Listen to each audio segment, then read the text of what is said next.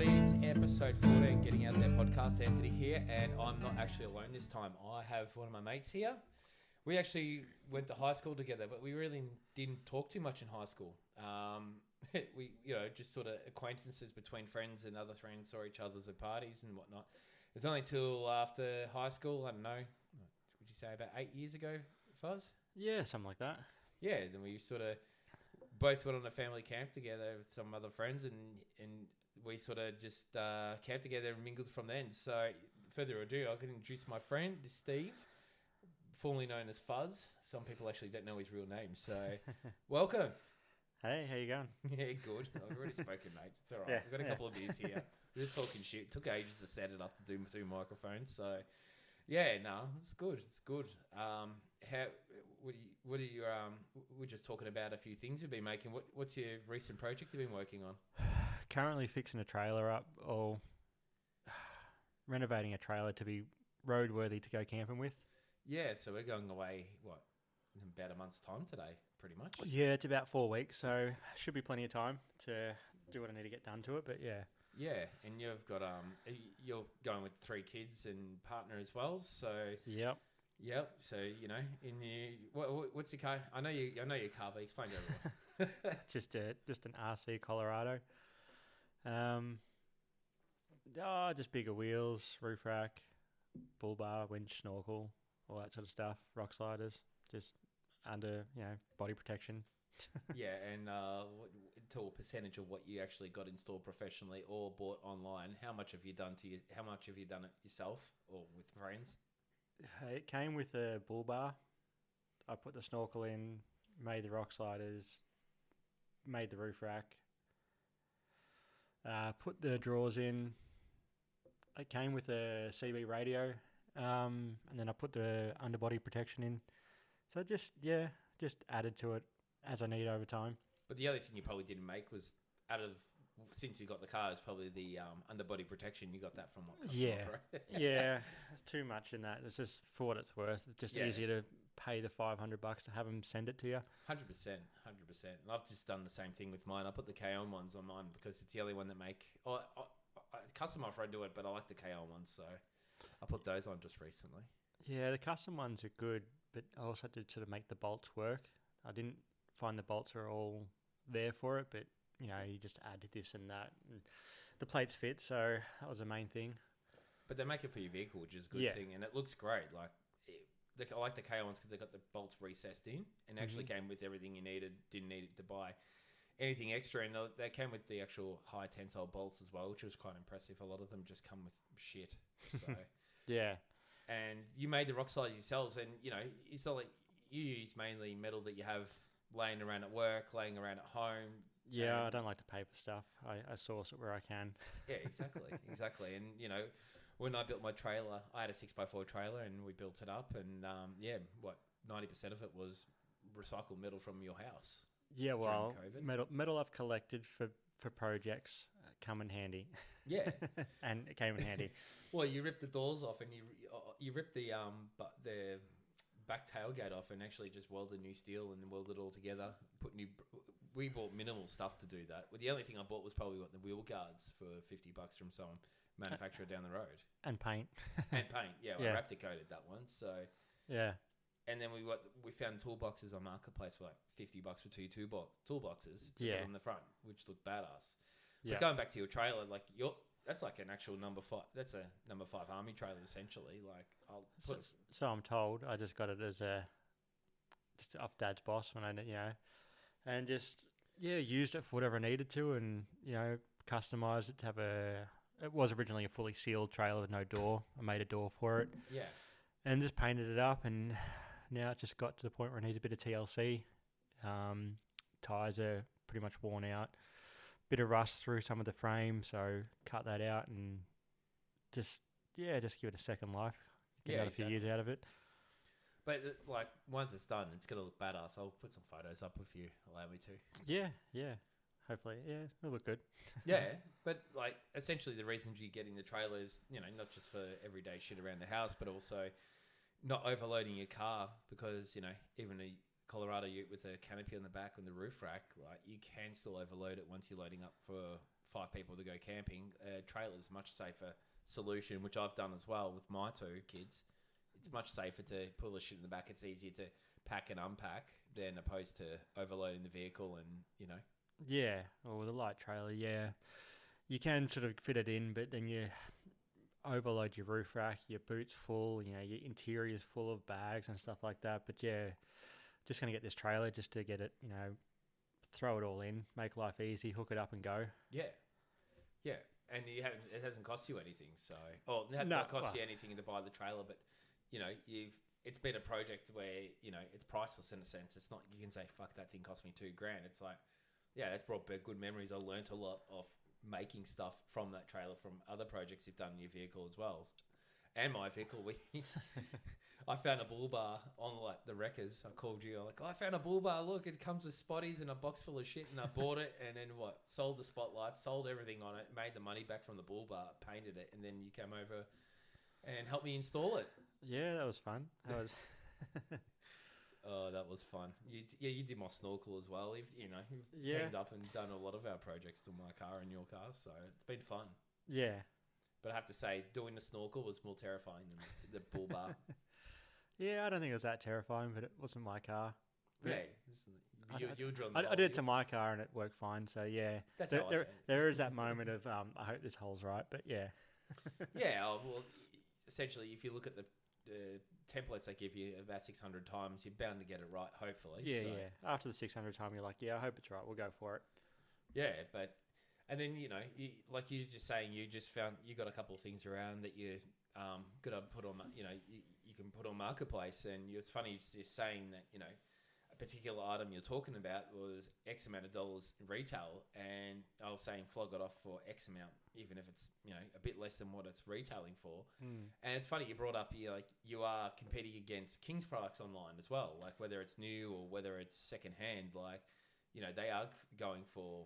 Say we're talking about, I'm looking to use the item. Say maybe we're talking about an awning. You know, you can buy a King's awning for probably $100, equivalent to buying the one you're looking at selling for, you know, $400 online retail. You could sell it for $200, but I still think people are still going to buy the one you're looking at. You have, as opposed to a King's one new sometimes. Depends on your market. I mean, the set of drawers I got, like, you know, they're made by a company that have gone out of business because King's got them out of the market. They're making quality, you know, Australian-made stuff at probably $1,000 when you're competing against King's for, you know, $300 for the same product, basically. Yeah. Most people will go for the cheaper one because that's $600 in their pocket. Yeah, true. But what if someone was looking at a King's product because they had, say, $400 budget and they could spend $300 on 2 drawers, and they saw yours for $450 and they've done their research and they know yours drawers are better, you're more likely to sell them. You more likely get some more money off that customer than opposed to someone going new because they go, fuck, I know those drawers are going to last me 10 years versus the King's ones may last them 5 years. Who knows? Depends on the luck of the drawer with the King's manufacturing sometimes. Look, it serves a purpose, the brand. It gets people out there on a budget, but it's still like, if you know what you're doing and how much you use it, really, it's actually it's not a bad product. Yeah. Yeah, no, I get what you're saying there. Like, you know, if you research and find a bargain, you have to sort of trawl Marketplace, want the bargain, and 90% of the time is you buy something and the next day you find a better product. Yeah, the story of my life. I think the only reason we have social media is Facebook, particular, is we'll talk, have a group chat with friends, and Marketplace. 90% is Marketplace. Fuck the rest. So I find once you bought the product, never look for it again because you always find a bargain on it. Yeah, because that competes it. The algorithm works against us, the bastards. So, but then, you know, when you go, so how do you like to travel? Like, what's your favorite kind of traveling when you go forward driving? Well, it depends on. It's better to go in numbers, and it's better to go in with some time. I'd say, like, it's good for like a weekend trip with the boys, but it's sort of very much, you know, all driving all day. Throw up swag up all, you know, overnight and maybe hit a track, head home. But like when you do a few days or so with friends in a camping place, like, you know, a place with a few tracks, you got time to get there, set up, go do a drive, come back, and then, you know, do another drive the next day and hopefully don't break your car and then come home. Yeah, exactly. Because our vehicles are a 9 to 5 vehicle for the week. Yeah, Like you need your vehicle to go to work. You need your vehicle to drop the kids off at school and kinder, whatnot. Same as I. So you try and protect your asset, but you try and have fun at the same time. It's finding that healthy medium, I guess, to prior breakage, but at the same time, get the most of all the work we've done to our vehicles to see things that other people can't see. Yeah, exactly. Drive. So, but then I guess we've done a lot of overnighters between you and I. Yeah, well, it's sort of with family life, and you can't take your family away. Sometimes a weekend trip with the boys is sometimes you just got to do it just for the sake of peace of mind, getting out there. Yeah. But you also need some time away from. Yeah. Time away from family. It's hectic. Yeah. Life. Yeah. Oh, I agree. Sometimes that one night, even 2 nights, is enough to reset, go home. Yeah. Light up a camp. Just what I normally do is light up a campfire and fall asleep. You light up the campfire. Who am I kidding? You're the fire person. You're the pyro in the group. Not pyro, but you know what you're doing better than everybody else, I guess. And then normally everyone's asleep by 9:30. But yeah, we're that old. Oh yeah. Oh, well, I'm 40. You're nearly 40. So yeah. But in the sense, it is that good mental break of sometimes you need that night, 2 nights, get away, have a laugh. Do some random cooking and then tick off some sites to be seen, like Dargo and things like that. Like, Dargo was cool. Bucket list things to check out. Yeah, our trip to Dargo on New Year's Day was pretty cool though. Yeah, like we had the UHF on the way up. We were just having a yarn, and then we got to Dargo, had a Palmer. Yeah. What Palmer did you have? I remember you had the Aussie one with the egg, didn't you? Yeah, that was a decent one too. It was huge. It's like you barely ate that dinner that night. But then we got there, 11 o'clock in the morning. We were sitting there waiting for the pub to open. And by 12 o'clock, we were already 15th in line. Even though we were sitting at the front, everyone knew what was going on. So yeah. Yeah, like I say, a bucket list place to go check out and head back there again another day. But yeah. What's your next bucket list? I think we've spoken about that. I'm not sure what next one is. I think I want to do Dargo again just with my partner. But I don't know, the ultimate sort of one would be to go to the tip. Like do like Cape York. But that's a bit harder with family as young as mine, and it's on the dream board, I guess. I can always I don't know, I feel like one way I've seen other people do it is sort of, say you do the Cannonball drive up with, say hypothetically about taking a family, we do the drive up and then the kids fly with partners to Cairns and then drive up. You're not I wouldn't say you're wasting the kids' time, but you're taking a lot of the heartache of putting three kids in the car for 20 something hours, whatever it is from here. More. Yeah. I think 3-4 days you need to allow for. Yeah. But picking up from Cairns and then Cairns to North it's a fraction. Yeah, obviously you're taking out those 20 hours or whatever plus driving to get to that point. Yeah. But I like to, I want to do Cape, but I definitely want to try Fraser Island's I've done Fraser I know. on a bus, on one of the tour guide buses.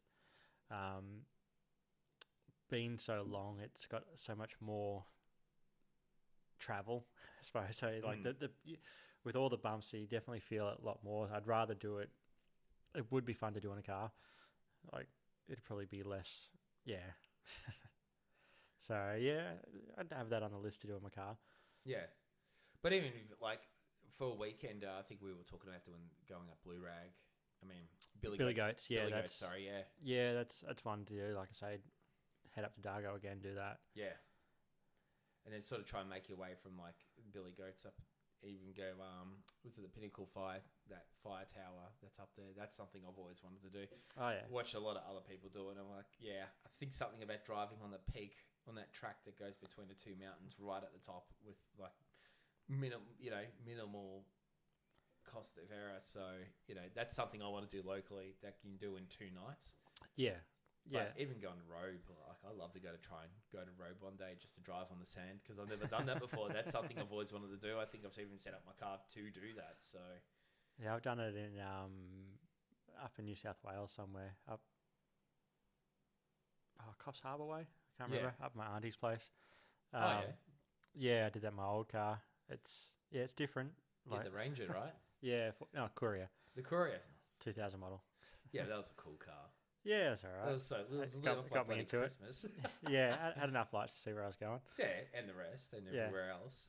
Yeah, lights to set up camp and things like that. Yeah. It's just it's when they're so cheap, you buy them. Yeah, but you know that's the thing. Like you see people out there, these brand new cars, you know, brand new Utes, and people are too scared to drive them off road. Yeah, And Yeah. you know, I've got a 10-year-old car, well, 11-year-old car. Your car's not that much older as well. Yours is yeah, about- 2011. So yeah, and we can get a few pinstripes. The parts are easy to get. It's easy to modify. It's it's not like your car's got a great history of reliability as much as mine does too. So yeah, we're lucky in the sense that we can utilize it. We don't need the next whiz bang thing. Like if you want Apple CarPlay or Android Auto, you put a head unit in it. yeah. Mine's a bit of a unicorn in the Prado. It's a pain in the ass. But one day, I don't really care to be honest. As long as I got the maps on the phone with the quad lock, I have the quad lock on the. Yeah, I dash got that and installed. UHF. So Who cares? Yeah, your quad lock's sick. Yeah. you can see what you're doing. that's sort of added to it. Like, yeah, I've got the quad lock there. I've got obviously the radio, and then I've got the fridge monitor as well, so I can see where my fridge is at. Yeah, I want to do that one day. Yeah, just let you know what's going on. Yeah, It's just, at a look, you can go, oh, my fridge is not working. Maybe the battery's loose or something. Yeah. Or, it's just without having to go into the back of your car, check the fridge, see where it's at. You Yeah. can look in real time and go, oh, it's gone down this much or whatever. And it's a good little $20, device to have in your car. yeah, exactly. But I guess what would you say like if you were going to go high country for a weekend? What are the top 5 things? What are the 5 things you've done to your car or you would do to your car? Say from a basic Hilux or a Ranger or a BT50 or even my car. Say it was stock as a rock. What would be the 5 things you would do? I'll tell you mine after yours. 5 things. Well, high country. Well, depends on. Just to get started. What would be 5 things you carry or do to your car? I'd sort of have to at least have some sort of battery in there with a fridge. Just you could go on esky and stuff like that, but just when you've got a fridge, you don't have like ice. You have to you worry don't about have that you don't have waterlogged food or No. anything like that, or if you got any packages. So you can get away with an esky. Yeah. It's cheap. It's good. It does cost a bit to get a fridge done right. Yes. That's why I never got it done straight away. But you got the battery box at the back and you got the extra Yeah, fridge. Like, well, I wouldn't say you've done The it. batteries move. Like originally, I just had it in the back seat, Yeah, I basically. remember. And then I've added to it. Added solar to it. I did the right thing. Unknowingly, I got a BC DC or DC DC charger, whatever it was. Yeah. So I can actually plug solar straight into it, and it figures itself out. So that was pretty good. And if I ever go lithium, it can handle lithium. Yeah, I know. Yeah. So I don't have to worry about modifying or changing stuff. So I've done well with accidentally doing that. Good. Because I've done the similar. I've got the battery. I've got the second battery which needs to be replaced in the engine bay. But my DC charger is only made for just AGM batteries. Like, back then, Red Arc, like 2018, Red Arcs were way more expensive than what they are today, or there's less on them. There was more on the market today than it was back then, but I just put a solar blanket when I stop, which works. But for me, the way I'm set up, I've got the rear roof to have a solar panel on that I don't use, so throw a panel on it there, and it helps maintain the battery. Yeah. What else? Definitely a radio. Well, if you're in a convoy, you definitely need a radio. That's even if it's a handheld. Even handheld. Or even if you don't have, just a pair of handhelds to sort of keep in contact with your mate. Yeah. Because it's just, 1, the banter. 2, if you're ever in a sticky situation, having that voiceover through the radio is so much clearer than your mate 20 meters in front of you, you're trying to hear what they're saying while you're stressing out about not falling into whatever.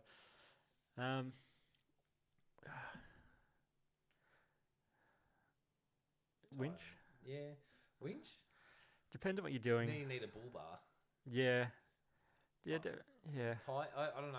For me, tyres was a big one. Big change. Yeah, I suppose I've had tyres on it for so long that I forget about those being a good thing. If you got all-terrain tyres, which commonly highway all-terrain tyres are common with cars. You don't want to put any pressure down on those because they'll just split. But even just a set of all-terrains. Having said that, though, I have actually gone out four-wheel driving with 80 series and patrols. I know. In it, when my car had stock highway terrain tyres on, and I was somehow getting traction while these cars were slipping a bit. Yeah, so they were getting winched out. You were keep going. No, I didn't get into a spot where I needed to be winched out. But I mean, I had this patrol behind me on 30 something whatever's on mud terrains. I think she was only in 2-wheel drive, but she was still slipping and sliding while I was in 4-wheel drive, and maybe my driving helped me have traction. But yeah. Oh, you're a good driver. Let's admit it. You're usually the one that'll tell people how to get through lines. You've helped me 100 times because I've always had the bog stock Prado with the bloody stuff. Oh, I had all terrains, but still, getting through things to get through with, make sure we don't fuck up the car. So. I think that was one of the best 4-wheel driving days I've had was when my car wasn't working. We're in a convoy of, 10 cars. Mm. I jumped out to help you pick a line, and the next 5 cars wanted my help, and I jumped in the last car, then jumped in the first. That was fun.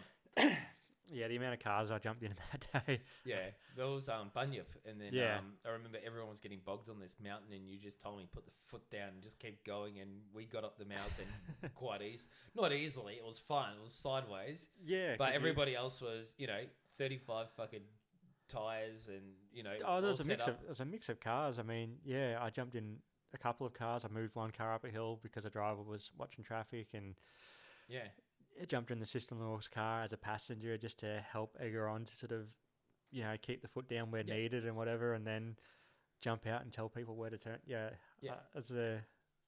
I wasn't driving that day, but I had the most fun. But you chilled out and you do it and it's fun. But also, you sort of that reliable. Every group needs a reliable person like that. Especially, we've got a group of friends that never been full driving. Then if they want to go, you sort of have that trust to go. I can do that. That person knows what they're doing, or even if you don't know what you're doing, you sound like you know what you're doing. So that's still good as well. And when they get through, it looks like you know what you're doing as well. Yeah, exactly. And then they go, "Oh, I didn't break anything. Oh, thanks." You're like, "Fuck, thank God." If you didn't see what I saw before, you would have. But I guess, So you said radio, tires. Whatever. Say for a weekend away, you kind of ideally I'd like a fridge, but yeah, I think a fridge is it's a luxury, but I've got mine in my car set up 24/7 that I've got it for work and things like that. Yeah, it's a luxury, but $2,000 gets you a dual battery system and a decent fridge these days. Yeah, and everything's coming down. Yeah, call it $2,000 to put even an Autolec to put a fridge in. I mean, a dual battery system in leak properly. If you don't know what you're doing, it's probably best to get an Autolec to do it. Yeah, I know you did yours, but I did got mine done by an Autolec because I was quite novice at the time, but I don't regret it because I don't want a car fire, especially when I had two-year-olds going camping at the time. I didn't want a car fire. No, fuck, they were 1 back then. But and then number 4, 5. You got 2 more, mate. I got the treads on there as well. Max Trax treads. Recovery boards. Yeah. Haven't actually found I haven't done any 4-wheel driving since I've got them. I haven't actually used them. Yeah, I've got them as peace of mind. Just to aid recovery, for the amount of space they take up and things like that. Yeah, they're pretty good. Oh, we used mine once when we went away that Bunyip weekend. Yeah, with the Sanyon, whatever it was. Yeah, okay. Use mine. That was the first time they were used. Then they're always good to have there because if you go down the track and it's dry and it pisses down rain the next day, you always got them there just in case. They're $250 for Max Trax. You can strap them to a roof. You can put them in the back seat of the car.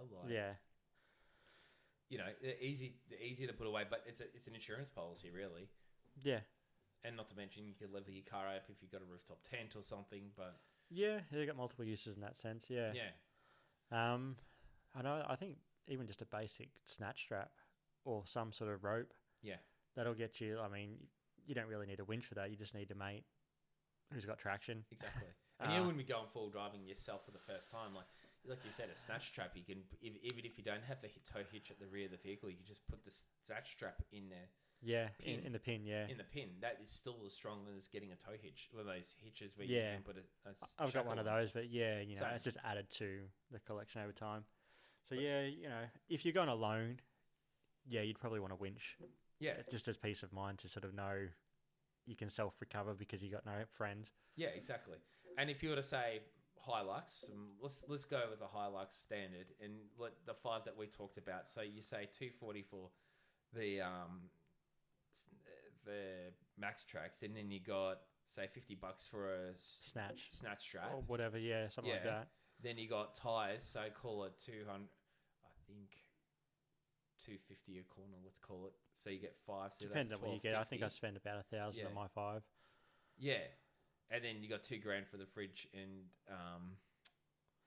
Yeah, well, battery you want to system. be comfortable for a weekend away, so you kind Yeah. of want, like I say, you can do an esky, but yeah, nah. I think like I find that your food sort of gets waterlogged and you throw it out. it does. But when you've got a fridge, when you come home and you haven't eaten the food, it's been in the fridge all weekend. Yeah. You just chuck it back in your normal fridge and eat it. Nothing's worse than getting a pack of bacon. That's That's you're been soaked through water. Yeah, literally like whapping it out, all the water. and it's shit out. cling wrapped in that, but yeah, like it's just soaks over time. Like Yeah. but Well, then yeah, there is that trick that I learnt that you freeze bottles of water. yeah. I remember you doing that. That was sick. So you've got like ice cold water, but you've also don't have all the water of ice cooling Yeah. your stuff down. So that one, that's better to do that. Yeah, so call that then plus a CB radio cost $50. You're looking at $3,590 for the items that we're talking. Yeah. Now, if you DIY, you can knock a bit off the dual battery system, or if you got Or your Better off. marketplace and marketplace, better off yeah, travel with someone that's got, you can reduce that down to $3,250 if you really want to. If you just travel with mates, I've got CB radios. I just throw one in each mate's car. Yeah. Both of us got Mac Tracks.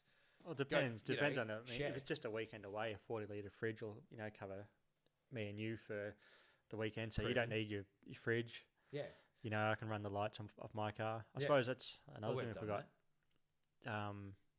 Secondary lights, like light. that. Yeah. Some sort of plug-in light, like if you've got a battery, that's the whole point of having it. Yeah, I like these days 270 awnings all come out with those. Yeah, Light okay. colours. Yeah.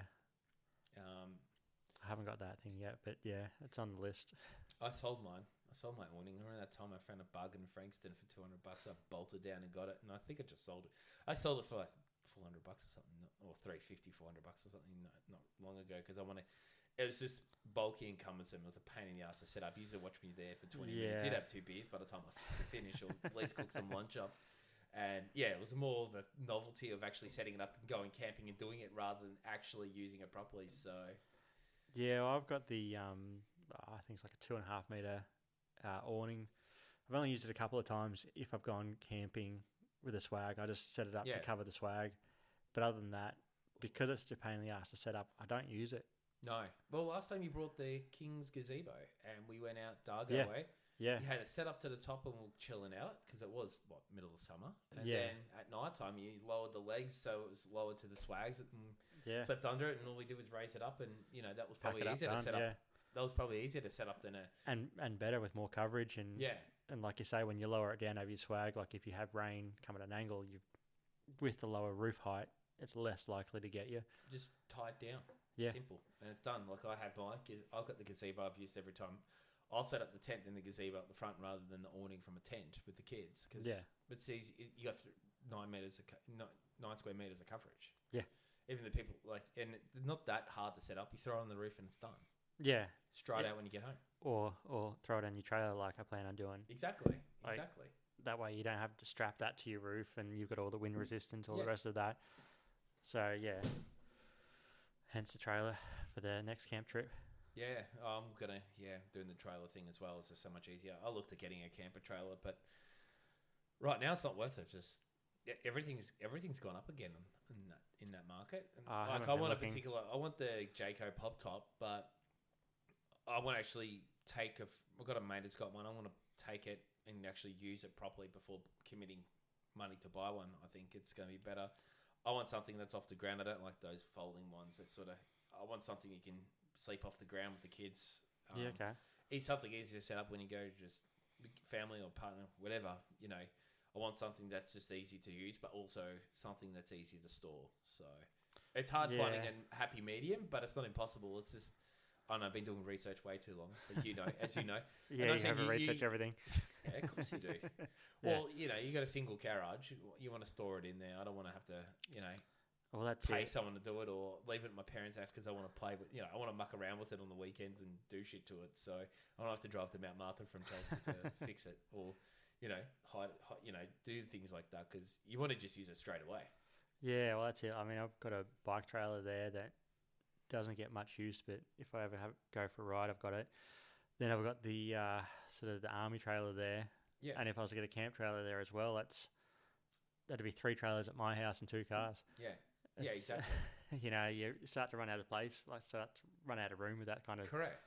Yeah, exactly. And that's like I've got 2 cars here, and they had a trailer in the garage with all that other crap we have to have stored for every day. Like, yeah, you can make room. I'll make it work, but a trailer that's 5 meters long and a 5.5 meter long garage, like you really got to think what you do. Like a Patriot camper would be perfect, really. Yeah, but then they're you've got expensive. no garage space anymore. Yeah, but a Patriot's only 1 point. It's only 2 meters long. Yeah, they're the same but as 6x4, 7x5 trailer practically. Yeah. But No, I mean, they that, take up space, and you're not really actively using them a lot, which is they're really handy when you have them, but you don't use them a lot of the time. It's just But a trailer's handy because you can I've cut a tree down in the backyard and load up the trailer, take it to the tip, clean it out. that's what justifies the sort of the army trailer there. Like, I mean, Dad had it full of mulch. I just had it full of rubbish over the weekend, and then obviously redoing it now. But planning to take it camping, like it's just got multiple uses that way. You never know the power of the trailer until you have one, until you don't have one anymore. So yeah. But oh look, I think we'll just wrap it up. But no, thanks for coming. Oh, thanks for having us. You're my first guest. We've always been talking about doing this for years, and sort of random fire up and said, hey, come over and we'll have a chat and get to know us a bit better. It's best sometimes, it's good to have a chat, and thanks for coming. And we'll have to report back on it. Maybe come back if you want and report on an adventure, report what happened on the trailer, or even just do a live stream when we go camping one day. It'd be quite funny, actually. That'd be something to do, because it's usually the 2 of us weekend away somewhere. Yeah, we've got 2 mics. There's a computer, just bring it in the car and get it done. So record it, Thanks, mate. Awesome. Thank you. No worries. Well, that's it for today, guys. Hope you liked that. If you've got any questions, send it over Instagram DMs or info@gettingouthere.net.au. That's an email. If you have any questions, have any feedback on that, you want to hear more, you want to hear other people, I promise the kids one day, but you never know. But please reply back, like, subscribe, and all that kind of crap. And have a good one. I'll speak to you soon. Cheers. Bye.